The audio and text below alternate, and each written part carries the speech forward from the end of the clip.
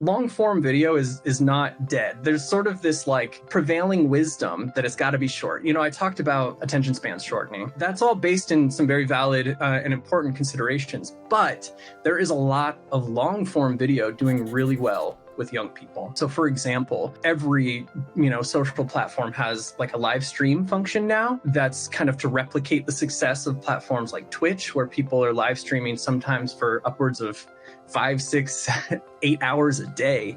And young people are tuning in and they're hanging out with this person. Literally, young audiences will find a streamer that they like and they will watch that person play a video game for 2 hours while they talk about it. Or they'll watch that person browse the internet and watch videos. And going back to the interactive piece, in the chat, they'll be saying, oh, you got to check out this video or whatever.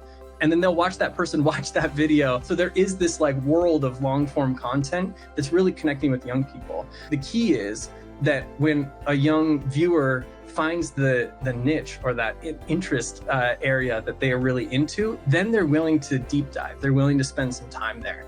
And so going back to this idea of, where does this idea of it's got to be short, it's got to appeal to a short attention span thing, where does that come from? To me, short form is important for two things. One, for getting a viewer's attention in the first place. I talked about driving young viewers to that place where they're willing to deep dive. They can't start there. That short form is a really important piece to just catching their attention, showing them that this is a channel or a content creator or a brand that is really aligned to who they are in a first impression kind of way.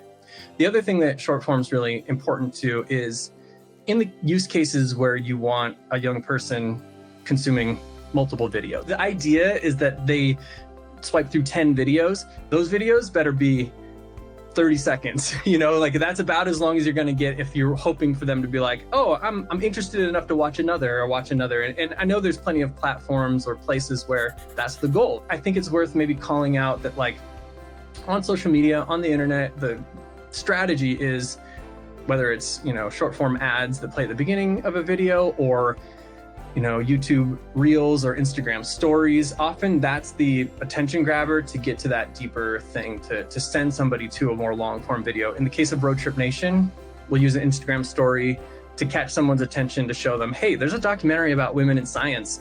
And if the right person gets that message, they'll click to it, and then maybe they'll stick around for the half-hour thing. And so it's that relationship between short and long form that I think is really important.